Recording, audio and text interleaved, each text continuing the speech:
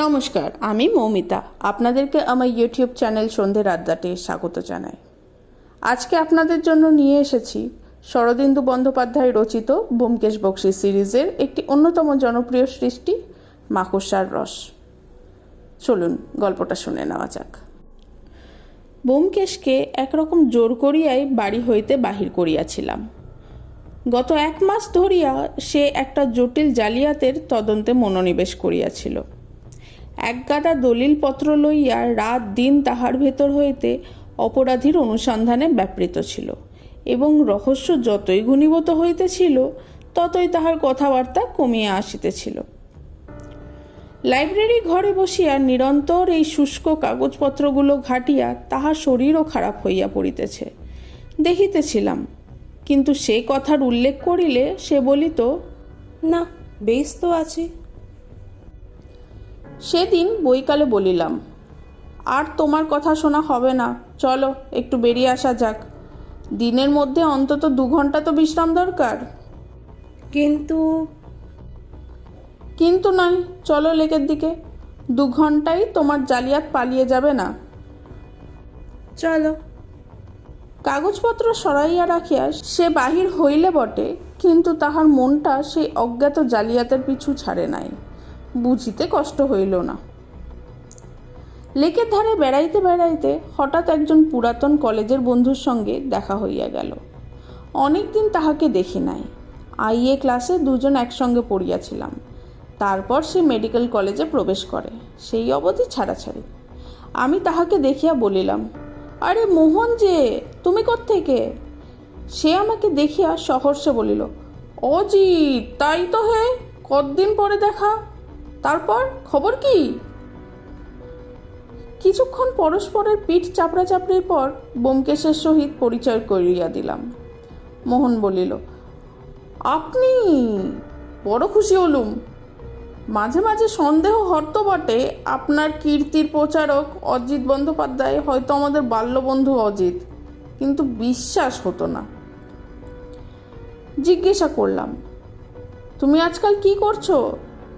মোহন বলিল, কলকাতাতেই প্র্যাকটিস করছি। তারপর বেড়াইতে বেড়াইতে নানা কথায় ঘণ্টাখানেক কাটিয়া গেল। লক্ষ্য করিলাম সাধারণ কথাবার্তার মধ্যে মোহন 2-1 কি একটা বলিবার জন্য মুখ খুলিয়া আবার থামিয়া গেল। ব্যোমকেশও তাহা লক্ষ্য করিয়াছিল, তাই এক সময় অল্প হাসিয়া বলিল, কি বলবেন, বলুন না।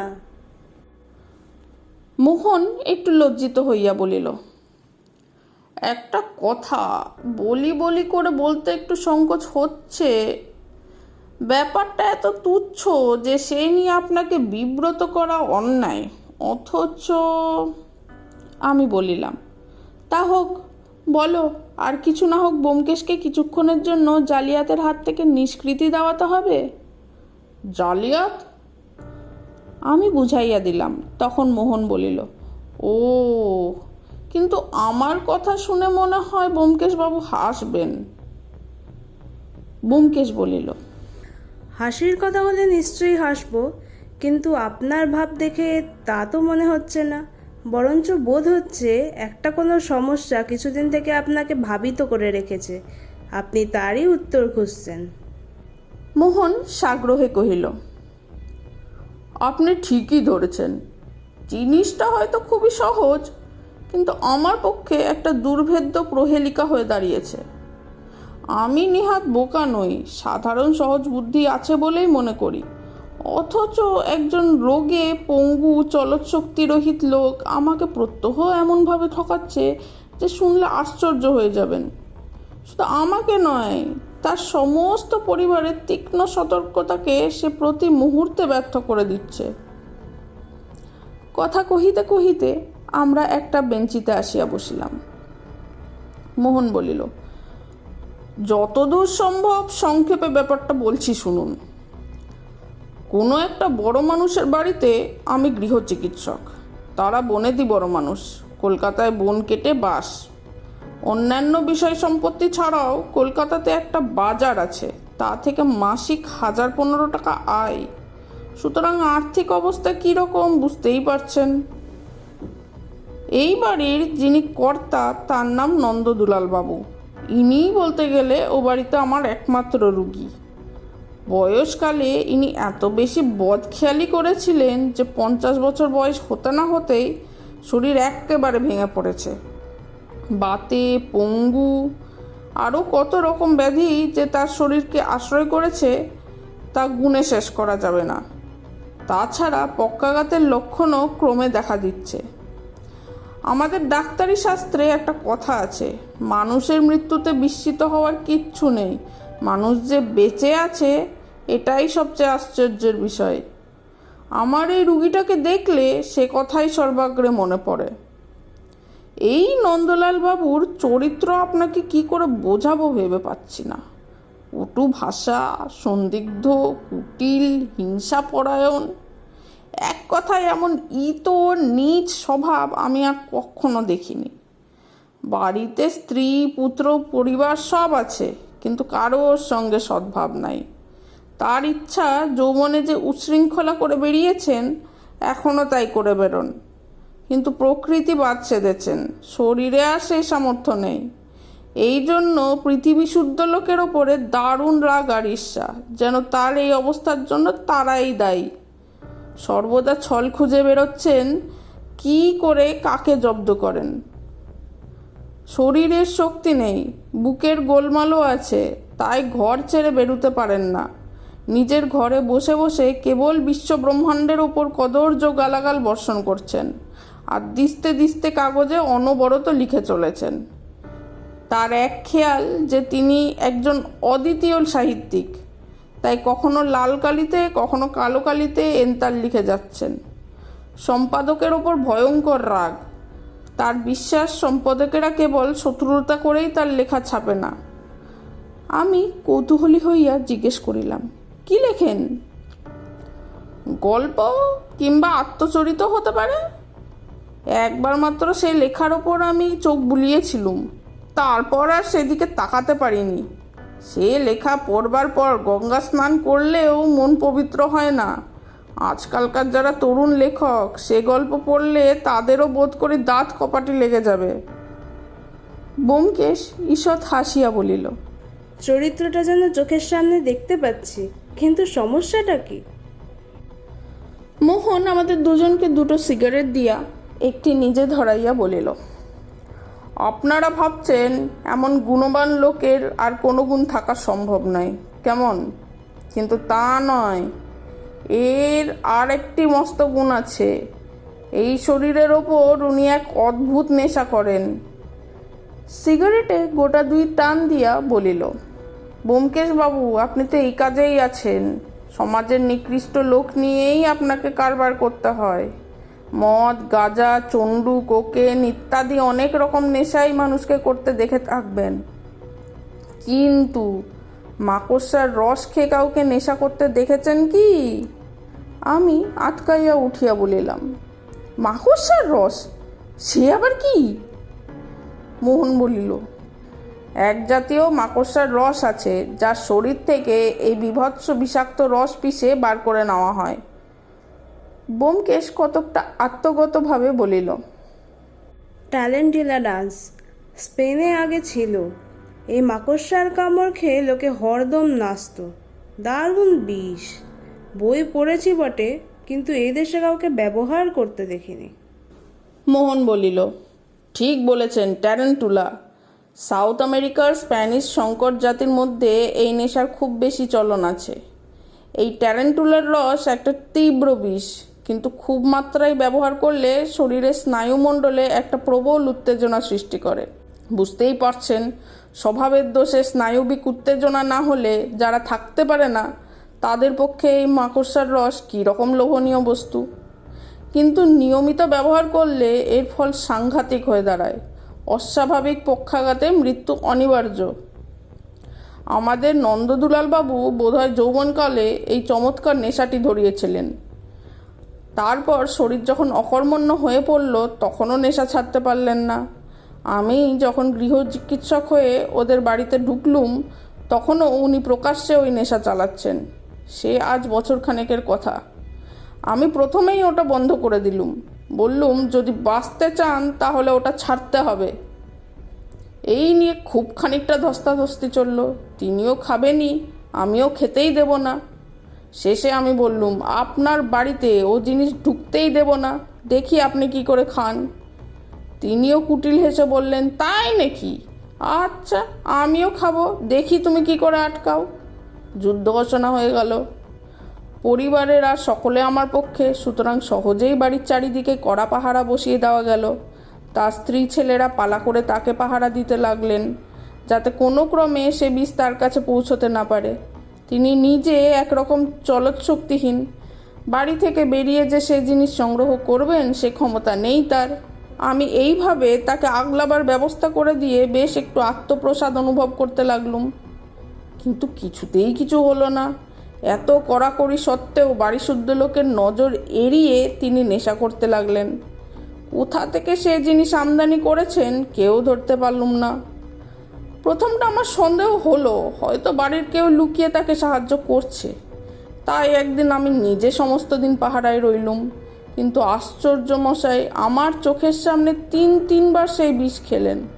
তার নাড়ি দেখে বুঝলুম, অথচ কখন খেলেন ধরতে পারলুম না। তারপর তার ঘর আতি পাতি করেছি, তার সঙ্গে বাইরের লোকের দেখা করা একেবারে বন্ধ করে দিয়েছি, কিন্তু তবু তার মৌতাত বন্ধ করতে পারিনি। এখনও সমভাবে সেই ব্যাপার চলছে। এখন আমার সমস্যা হয়ে দাঁড়িয়েছে এই যে লোকটা ওই মাকড়সার রস পায় কোথা থেকে, এবং পেলেও সকলে চোখে ধুলো দিয়ে খায় কি করে। মোহন চুপ করিল। ব্যোমকেশ শুনিতে শুনিতে অন্যমনস্ক হইয়া পড়িয়াছিল। মোহন শেষ করিতেই সে উঠিয়া দাঁড়াইয়া বলিল, অজিত, বাড়ি চলো। একটা কথা মাথায় এসেছে, যদি তা ঠিক হয় তাহলে। বুঝিলাম, সেই পুরনো জালিয়াত আবার তাহাকে চাপিয়া ধরিয়াছে। মোহন এতক্ষণ যে বকিয়া গেল তাহার শেষের দিকের কথাগুলো হয়তো তাহার কানেও যায় নাই। আমি একটু অপ্রতিভভাবে বলিলাম, মোহনের গল্পটা বোধহয় তুমি ভালো করে শোনোনি। বিলক্ষণ শুনেছি বই কি, সমস্যাটা খুব মজার, কৌতূহল হচ্ছে, কিন্তু এখন কি আমার সময় হবে? আমি একটা বিশেষ শক্ত কাজে। মোহন মনে মনে বোধহয় একটু ক্ষুণ্ণ হইল, কিন্তু সে ভাব গোপন করিয়া বলিল, তবে কাজ নেই, থাক। আপনাকে এসব তুচ্ছ ব্যাপারে মাথা ঘামাতে অনুরোধ করা অবশ্য অনুচিত, কিন্তু কি জানেন, এর একটা নিষ্পত্তি হলে হয়তো লোকটার প্রাণ বাঁচাতে পারা যেত। একটি লোক যত বড় পাপিষ্টই হোক, বিন্দু বিন্দু বিষ খেতে খেতে আত্মহত্যা করছে, চোখের সামনে দেখছি, অথচ নিবারণ করতে পারছি না। এর চেয়ে দুঃখের বিষয় আর কি হতে পারে? ব্যোমকেশ একটু লজ্জিত হইয়া বলিল, আমি করব না বলিনি তো। এ ধাঁধার উত্তর পেতে হলে ঘন্টা দুয়েক ভাবতে হবে, আর একবার লোকটিকে দেখলেও ভালো হয়, কিন্তু আজ বোধহয় তা পেরে উঠব না। নন্দলাল বাবুর মতো অসামান্য লোককে কিছুতেই মরতে দেওয়া যেতে পারে না, সে আমি দেবও না, আপনি নিশ্চিন্তে থাকুন। কিন্তু এখনই আমায় বাসায় ফিরতে হচ্ছে। মনে হচ্ছে জালিয়াত লোকটাকে ধরে ফেলেছি, কিন্তু একবার কাগজগুলো ভালো করে দেখা দরকার। সুতরাং আজকের রাতটা নন্দলাল বাবু নিশ্চিন্ত মনে বিষ পান করে নিন, কাল থেকে আমি তাকে জব্দ করে দেব। মোহন হাসিয়া বলিল, বেশ, কালই হবে। যখন আপনার সুবিধা হবে বলুন, আমি কার পাঠিয়ে দেব।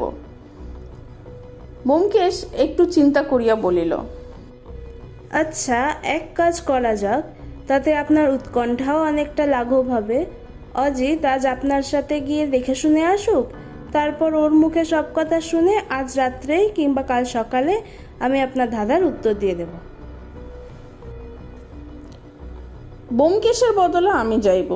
ইহাতে মোহনের মুখে যে নিরাশার ভাব ফুটিয়া উঠিল তাহা কাহারও চক্ষু এড়াইবার নয়। ব্যোমকেশ তাহা দেখিয়া হাসিয়া বলিল, আপনার বাল্যবন্ধু বলেই মনে হয় অজিতের উপর আপনার তেমন নেই, কিন্তু হতাশ হবেন না। সৎসঙ্গে পড়ে ওর বুদ্ধিও এমন ভীষণ তীক্ষ্ণ হয়ে উঠেছে যে তার দু একটা দৃষ্টান্ত শুনলে আপনিই অবাক হয়ে যাবেন। হয়তো ও নিজেই আপনার এই ব্যাপারে সমস্ত রহস্য উদ্ঘাটিত করে দেবে, আমাকেও দরকার না হতে পারে। এত বড় সুপারিশেও মোহন বিন্দুমাত্র উৎসাহিত হইল না। রুই কাতলা ধরিবার আশায় ছিপ ফেলিয়া যাহারা সন্ধ্যাকালে পুঁটি মাছ ধরিয়া গৃহে প্রত্যাবর্তন করে, তাহাদের মতন মুখ ভার করিয়া সে বলিল,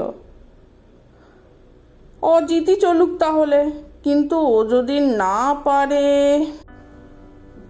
হ্যাঁ হ্যাঁ, সে আর বলতে, তখন তো আমি আছি। ব্যোমকেশ আমাকে আড়ালে ডাকিয়া বলিল, সব জিনিস ভালো করে লক্ষ্য করো, আর চিঠিপত্র কি আসে খোঁজ নিও। এই বলিয়া সে প্রস্থান করিল। ব্যোমকেশকে অনেক জটিল রহস্যের মর্মোদ্ঘাটন করিতে দেখিয়াছি ও তাহাতে সাহায্যও করিয়াছি। তাহার অনুসন্ধান পদ্ধতিও এতদিন একসঙ্গে থাকিয়া অনেকটা আয়ত্ত হইয়াছে। তাই মনে মনে ভাবিলাম, এই সামান্য ব্যাপারের কিনারা করিতে পারিব না। বিশেষ আমার প্রতি মোহনের বিশ্বাসের অভাব দেখিয়া ভেতরে ভেতরে একটা জিদও চাপিয়াছিল, যেমন করিয়া পারি এ ব্যাপারে নিষ্পত্তি করিব। মনে মনে এইরূপ সংকল্প আটিয়া মোহনের সহিত লেক হইতে বাহির হইলাম। বাস আরোহণে যখন নির্দিষ্ট স্থানের নিকট উপস্থিত হইলাম, তখন সন্ধ্যা উত্তীর্ণ হইয়া গিয়াছে। রাস্তার গ্যাস জ্বলিয়া উঠিতেছে। মোহন পথ দেখাইয়া লইয়া চলিল।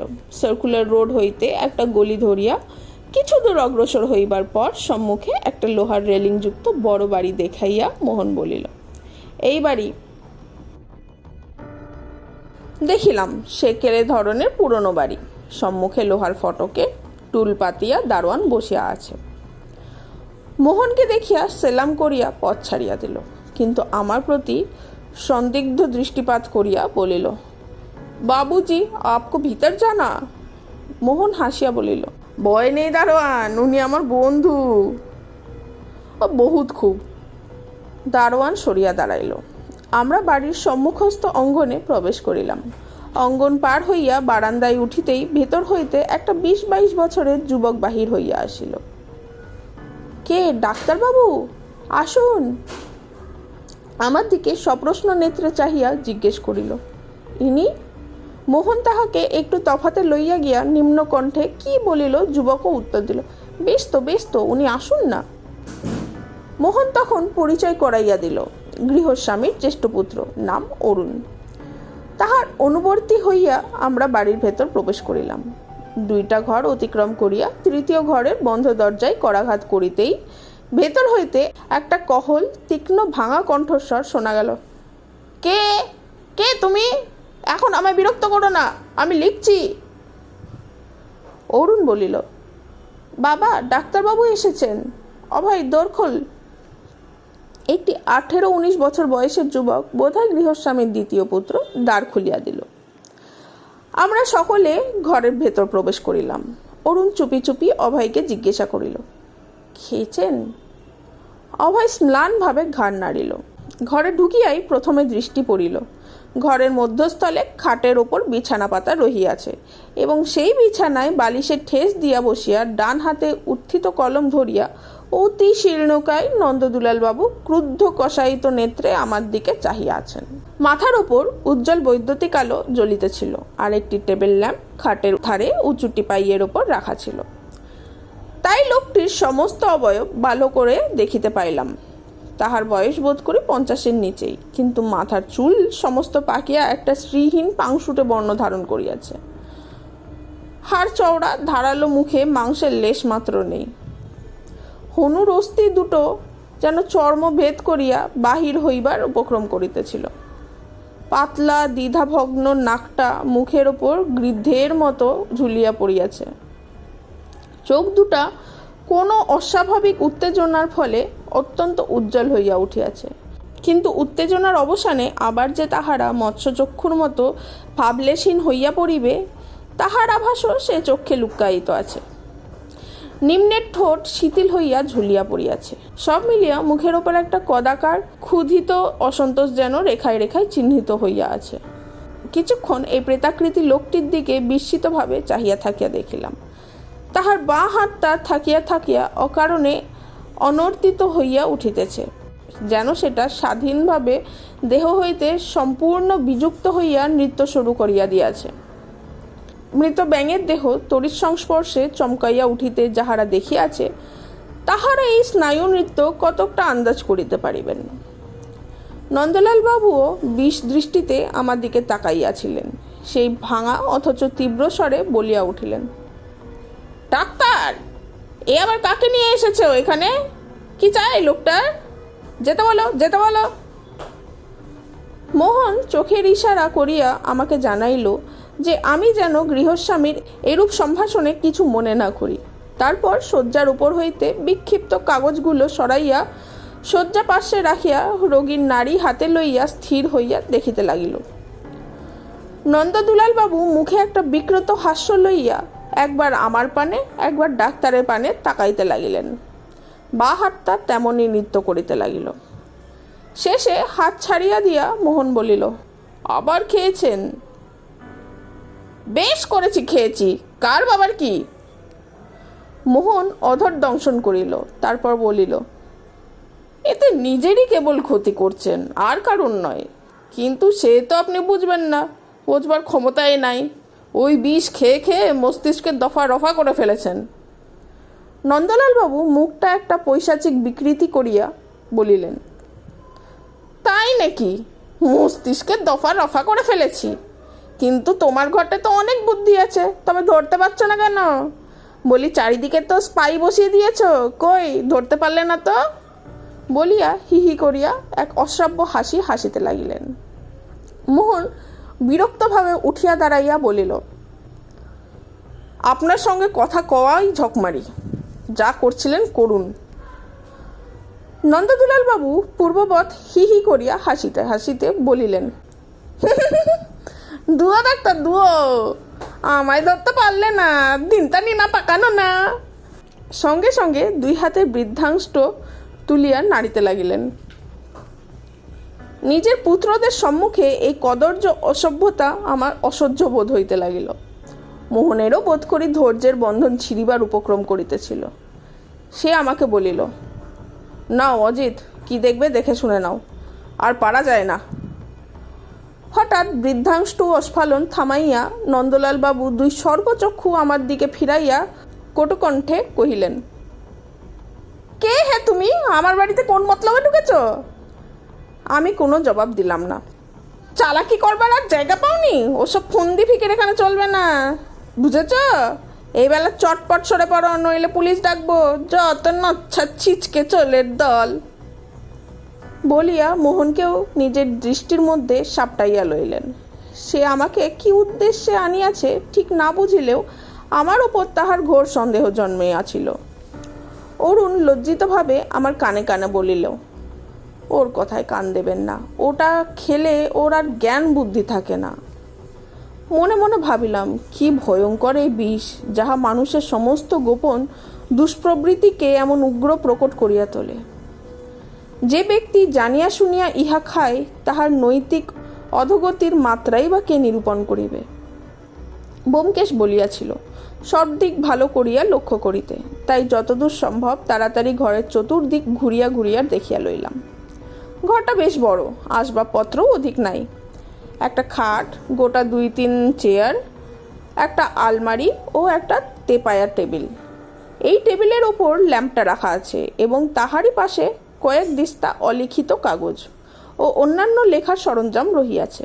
লিখিত কাগজপত্রগুলো অবিন্যস্তভাবে চারিদিকে ছড়ানো। আমি একটা কাগজ তুলিয়া লইয়া কয়েক ছত্র পড়িয়াই শিহরিয়া রাখিয়া দিলাম। মোহন যাহা বলিয়াছিল তাহা সত্য। এ লেখা পড়িলে ফরাসি বস্তুতান্ত্রিক এমিল জোলারও বোধ করি গা ঘিন ঘিন করিত। শুধু তাই নয়, লেখার বিশেষ রসালো স্থলগুলিতে লাল কালির দাগ দিয়ে লেখক মহাশয় সেদিকে দৃষ্টি আকর্ষণের ব্যবস্থা করিয়া দিয়াছেন। বস্তুত এতখানি নোংরা জঘন্য মনের পরিচয় আর কোথাও পাইয়াছি বলিয়া স্মরণ হইল না। নন্দদুলাল বাবুর দিকে একটা ঘৃণাপূর্ণ দৃষ্টি নিক্ষেপ করিয়া দেখিলাম, তিনি আবার লেখায় মন দিয়াছেন। পার্কারের কলম দ্রুত বেগে কাগজের উপর সঞ্চরণ করিয়া চলিয়াছে। পাশের টেবিলে দোয়াতদানিতে তার একটা মেটে লাল রঙের পার্কারের ফাউন্টেন পেন রাখা আছে। লেখা শেষ হইলেই বোধ করি দাগ দেওয়া আরম্ভ হইবে। হইলও তাই। পাটাটা শেষ হইতেই নন্দদুলাল বাবু কালো কলম রাখিয়া লাল কলমটা তুলিয়া লইলেন। আঁচড় কাটিয়া দেখিলেন কালি ফুরাইয়া গিয়াছে। তখন টেবিলের ওপর হইতে লাল কালির চ্যাপ্টা শিশি লইয়া তাহাতে কালি ভরিলেন। তারপর গম্ভীরভাবে নিজের লেখার মণিমুক্তাগুলি চিহ্নিত করিতে লাগিলেন। আমি মুখ ফিরাইয়া লইয়া ঘরের অন্য জিনিস দেখিতে লাগিলাম। আলমারিটাতে কিছু ছিল না, শুধু কতকগুলো অর্ধেক ঔষধের শিশি পড়িয়াছিল।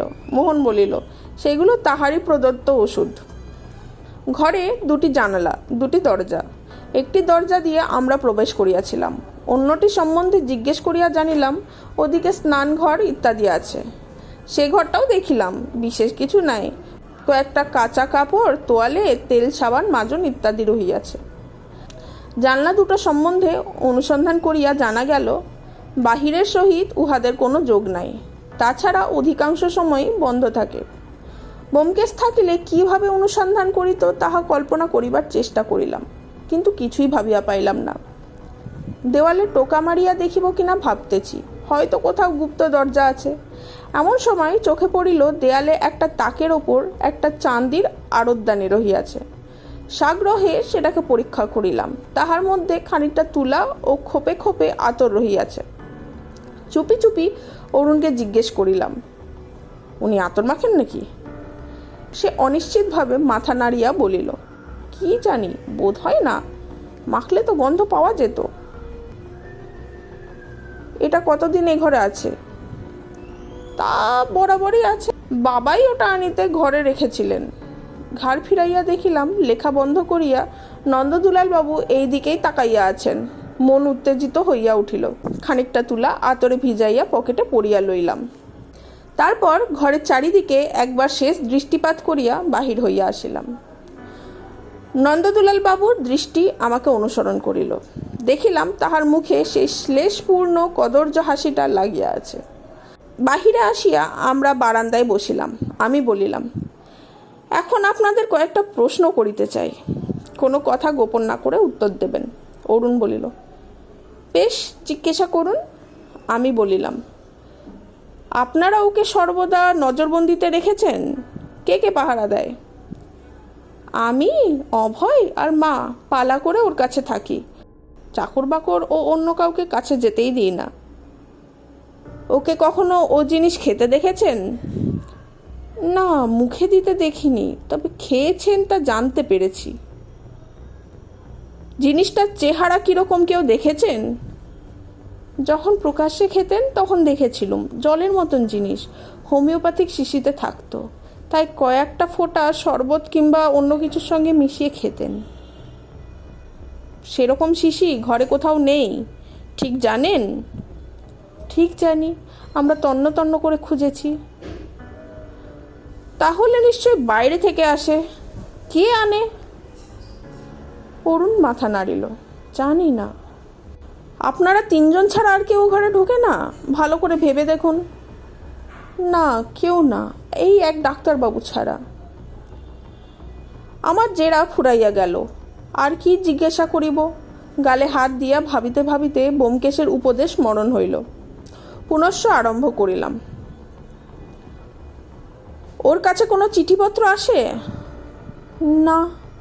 কোনো পার্সেল কি অন্যরকম কিছু? এইবার অরুণ বলিল, হ্যাঁ, হপ্তায় একখানা করে রেজিস্ট্রি চিঠি আসে। আমি উৎসাহে লাফাইয়া উঠিলাম, কোত্থেকে আসে? কে পাঠায়? লজ্জায় ঘাড় নিচু করিয়া অরুণ আস্তে আস্তে বলিল, কলকাতা থেকেই আসে, রেবেকা লাইট নামে একজন স্ত্রীলোক পাঠায়। আমি বলিলাম, বুঝেছি।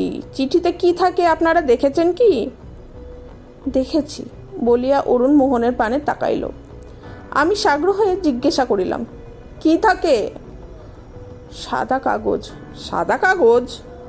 হ্যাঁ, খালি কতগুলি সাদা কাগজ খামের মধ্যে পোড়া থাকে, আর কিছু না। আমি হতবুদ্ধির মতো প্রতিধ্বনি করিলাম, আর কিছু না? না। কিছুক্ষণ নির্বাক হইয়া তাকাইয়া রহিলাম। শেষে বলিলাম, ঠিক জানেন খামের ভেতর আর কিছু থাকে না? অরুণ একটু হাসিয়া বলিল, ঠিক জানি, বাবা নিজে পিয়নের সামনে রসিদ দস্তখত করে চিঠি নেন বটে, কিন্তু আগে আমিই চিঠি খুলি, তাতে সাদা কাগজ ছাড়া আর কিছুই থাকে না। প্রত্যেকবার আপনি চিঠি খোলেন? কোথায় খোলেন? বাবার ঘরে, সেখানেই পিয়ন চিঠি নিয়ে যায় কি না? কিন্তু এ তো ভারী আশ্চর্যের ব্যাপার, সাদা কাগজ রেজিস্ট্রি করে পাঠাবার মানে কি? মাথা নাড়িয়া অরুণ বলিল, জানি না। আরও কিছুক্ষণ বোকার মতন বসিয়া থাকিয়া শেষে একটা নিঃশ্বাস ফেলিয়া উঠিয়া পড়িলাম। রেজিস্ট্রি চিঠির কথা শুনিয়া মনে আশা হইয়াছিল যে ফন্দিটা বুঝি ধরিয়া ফেলিয়াছি, কিন্তু না, ওদিকের দরজায় একেবারে তালা লাগানো।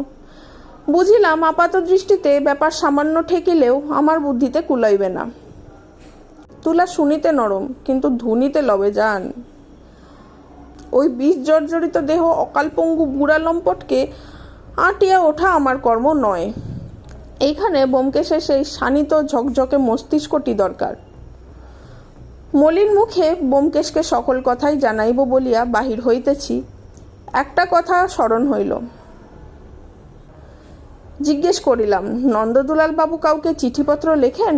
অরুণ বলিল, না, তবে মাসে মাসে মানি অর্ডার করে টাকা পাঠান। কাকে পাঠান? লজ্জা ম্লান মুখে অরুণ বলিল, ওই ইহুদি স্ত্রীলোকটাকে। মোহন ব্যাখ্যা করিয়া বলিল, ওই স্ত্রীলোকটা আগে নন্দলাল বাবুর। বুঝেছি। কত টাকা পাঠান? 100 টাকা, কিন্তু কেন পাঠান তা বলতে পারি না। মনে মনে ভাবিলাম পেনশন, কিন্তু মুখে সে কথা না বলিয়া একাকী বাহির হইয়া পড়িলাম। মোহন রহিয়া গেল। বাসায় পৌঁছতে রাত্রি 8টা বাজিল। ব্যোমকেশ লাইব্রেরির ঘরে ছিল। দ্বারে ধাক্কা দিতেই কপাট খুলিয়া বলিল, কি খবর, সমস্যা ভঞ্জন হলো? না। আমি ঘরে ঢুকিয়া একটা চেয়ারে বসিয়া পড়িলাম। ইতিপূর্বে ব্যোমকেশ একটা মোটা লেন্স লইয়া একখণ্ড কাগজ পরীক্ষা করিতেছিল। এখন আবার যন্ত্রটা তুলিয়া লইল। তারপর আমার দিকে একটা তীক্ষ্ণ দৃষ্টি হানিয়া বলিল, ব্যাপার কি, এত শৌখিন কবে থেকে হয়ে উঠলে? আতর মেখেছ যে? মাখিনি, নিয়ে এসেছি। তাহাকে আদ্যপান্ত সমস্ত বিবরণ বর্ণনা করিয়া শুনাইলাম। সেও বোধ হইল মন দিয়া শুনিল। উপসংহারে আমি বলিলাম, আমার দ্বারা তো হলো না ভাই, এখন দেখো তুমি যদি কিছু পারো। তবে আমার মনে হয় এই আতরটা অ্যানালাইজ করলে কিছু পাওয়া যেতে পারে। কি পাওয়া যাবে? মাকড়সার রস? ব্যোমকেশ আমার হাত হইতে তুলাটা লইয়া তাহার আঘ্রাণ গ্রহণ করিয়া বলিল, আহ, চমৎকার গন্ধ, খাঁটি অম্বুরি আতর। তুলাটা হাতের চামড়ার ওপর ঘষিতে ঘষিতে বলিল, হ্যাঁ, কি বলছিলে? কি পাওয়া যেতে পারে?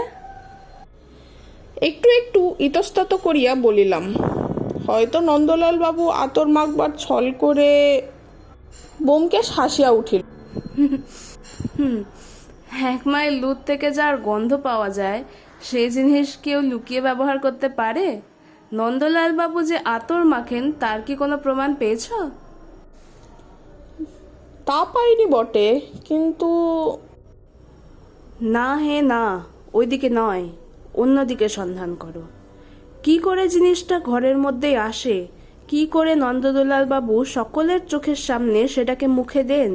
এই সব কথা ভেবে দেখো। রেজিস্ট্রি করে সাদা কাগজ কেন আসে? ওই স্ত্রীলোকটিকে টাকা পাঠানো হয় কেন? ভেবে দেখেছ? আমি হতাশভাবে বলিলাম, অনেক ভেবেছি, কিন্তু আমার দ্বারা হলো না। আরও ভাবো, কষ্ট না করলে কি কেষ্ট পাওয়া যায়? গভীরভাবে ভাবো, একাগ্র চিত্তে ভাবো, নাছর বান্ধা হয়ে ভাবো। বলিয়া সে আবার লেন্সটা তুলিয়া লইল। আমি জিজ্ঞাসা করিলাম, আর তুমি? আমিও ভাবছি, কিন্তু একাগ্র চিত্তে ভাবা মনে হয় হয়ে উঠবে না। আমার জালিয়াত। বলিয়া সে টেবিলের ওপর ঝুঁকিয়া পড়িল। আমি ঘর হইতে উঠিয়া আসিয়া আমাদের বসিবার ঘরে আরাম কেদারায় লম্বা হইয়া শুইয়া আবার ভাবিতে আরম্ভ করিলাম। সত্যই তো, কি এমন কঠিন কাজ যে আমি পারিব না? নিশ্চয়ই পারিব। প্রথমত, রেজিস্ট্রি করিয়া সাদা কাগজ আসিবার সার্থকতা কি? অদৃশ্য কালি দিয়া তাহাতে কিছু লেখা থাকে? যদি তাই থাকে, তাহাতে নন্দদুলাল বাবুর কি সুবিধা হয়? জিনিসটা তো তাহার কাছে পৌঁছিতে পারে না। আচ্ছা, ধরিয়া লওয়া যাক জিনিসটা কোনো ক্রমে বাহির হইতে ঘরের ভেতর আসিয়া পৌঁছিল, কিন্তু সেটা নন্দদুলাল বাবু রাখেন কোথায়? হোমিওপ্যাথিক ওষুধের শিশিও লুকাইয়া রাখা সহজ কথা নয়। অষ্টপ্রহর সতর্ক চক্ষু তাহাকে ঘিরিয়া আছে, তাহার ওপর প্রত্যহ খানা তল্লাশি চলিতেছে। তবে ভাবিতে ভাবিতে মাথা গরম হইয়া উঠিল, 5টা চুরুট পুড়িয়া ভস্মীভূত হইয়া গেল, কিন্তু একটা প্রশ্নেরও উত্তর পাইলাম না। নিরাশ হইয়া প্রায় হাল ছাড়িয়া দিয়াছি, এমন সময় একটা অপূর্ব আইডিয়া মাথায় ধরিয়া গেল। ধর্মর করিয়া আরামকে দাঁড়াই উঠিয়া বসিলাম। এও কি সম্ভব? কিংবা সম্ভব নয় বা কেন? শুনিতে একটু অস্বাভাবিক ঠেকিলেও এছাড়া আর কি হইতে পারে? ব্যোমকেশ বলিয়াছে, কোনো বিষয়ের যুক্তিসম্মত প্রমাণ যদি থাকে, অথচ তাহা আপাত দৃষ্টিতে অসম্ভব বলিয়া মনে হয়, তবু তাহা সত্য বলিয়া ধরিতে হইবে। এক্ষেত্রেও ইহাই তো এই সমস্যার একমাত্র সমাধান। ব্যোমকেশকে বলিব মনে করিয়া উঠিয়া যাইতেছি, ব্যোমকেশ নিজেই আসিয়া প্রবেশ করিল। আমার মুখের দিকে চাহিয়া বলিল, কি ভেবে বের করলে নাকি? বোধ হয় করেছি। বেশ বেশ, কি বের করলে শুনি?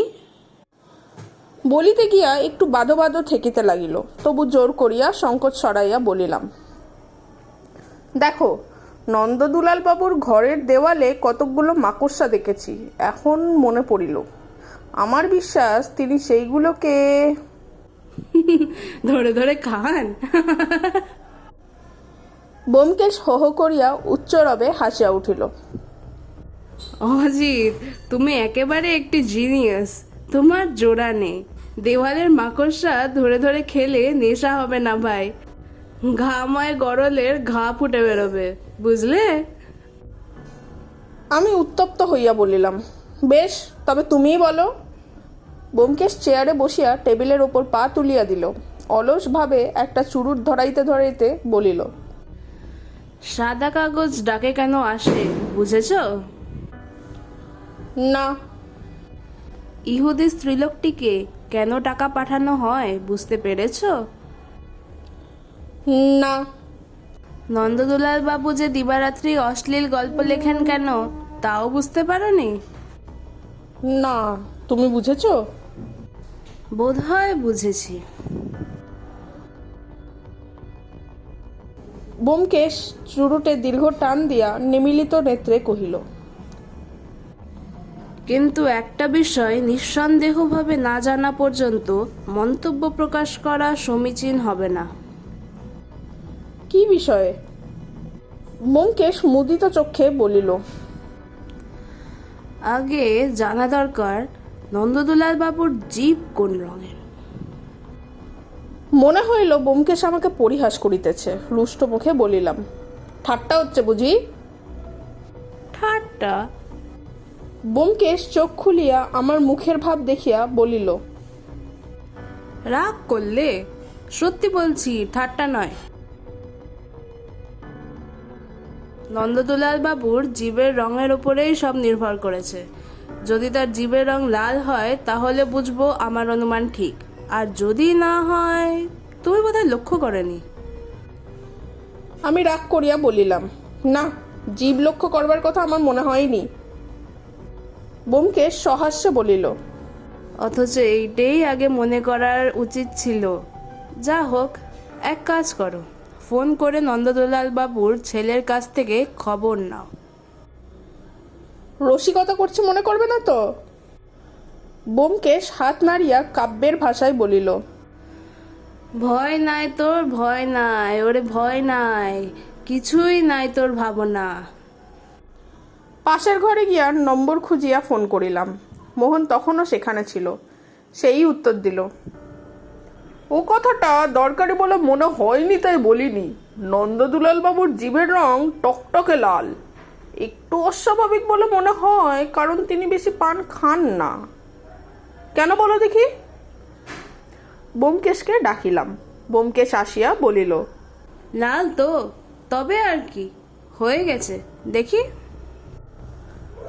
আমার হাত হইতে ফোন লইয়া বলিল, ডাক্তারবাবু, ভালোই হলো, আপনার ধাঁধার উত্তর পাওয়া গেছে। হ্যাঁ, অজিতই ভেবে বার করেছে, আমি একটু সাহায্য করেছি মাত্র। জালিয়াত নিয়ে ব্যস্ত ছিলাম তাই। হ্যাঁ, জালিয়াতকে ধরেছি। বিশেষ কিছু করতে হবে না, কেবল নন্দদুলাল বাবুর ঘর থেকে লাল কালির দোয়াত আর লাল রঙের ফাউন্টেন পেনটা সরিয়ে দেবেন। হ্যাঁ, ঠিক ধরেছেন। কাল একবার আসবেন, তখন সব কথা বলবো। আচ্ছা, নমস্কার। অজিতকে আপনাদের পক্ষ থেকে ধন্যবাদ জানাবো। বলেছিলাম কিনা যে ওর বুদ্ধি আজকাল ভীষণ ধারালো হয়ে উঠেছে। হাসিতে হাসিতে ব্যোমকেশ ফোম রাখিয়া দিল। বসিবার ঘরে ফিরিয়া আসিয়া লজ্জিত মুখে বলিলাম, কতক কতক যেন বুঝতে পারছি, কিন্তু তুমি সব কথা পরিষ্কার করে বলো। কেমন করে বুঝলে? ঘড়ির দিকে একবার দৃষ্টিপাত করিয়া ব্যোমকেশ বলিল, খাবার সময় হলো, এখনই পুটিরাম ডাকতে আসবে। আচ্ছা, চটপট বলে দিচ্ছি, শোনো। প্রথম থেকেই তুমি ভুল পথে যাচ্ছিলে। দেখতে হবে জিনিসটা ঘরের মধ্যে প্রবেশ করে কি করে। তার নিজের হাত পা নেই, সুতরাং কেউ তাকে নিশ্চয়ই দিয়ে আসে। কে এসে? ঘরের মধ্যে 5 জন লোক ঢুকতে পায়। ডাক্তার, 2 ছেলে, স্ত্রী এবং আরেকজন। প্রথম 4 জন বিষ খাওয়াবে না, এটা নিশ্চিত।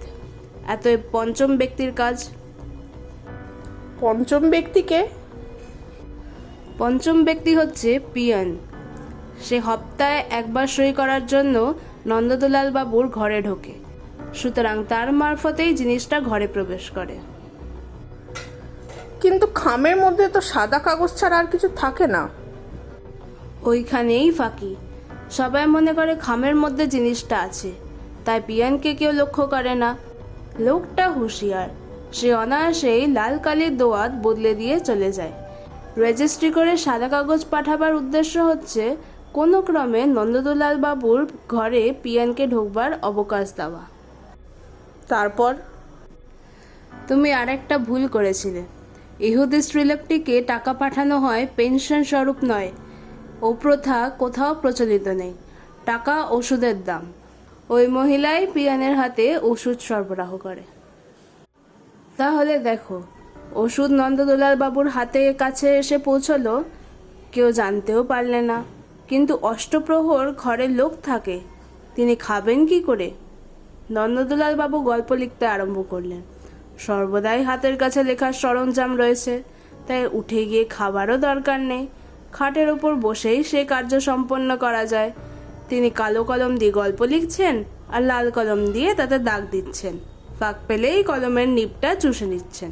কালি ফুরিয়ে গেলে আবার ফাউন্টেন পেন ভরে নিচ্ছেন।